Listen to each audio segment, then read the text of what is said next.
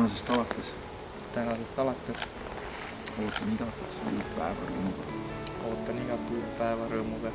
Sest tean, et oled minu homseks.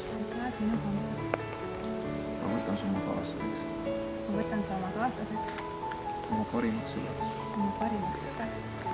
Et seista käsikäes. Ja hoida sind enda südames.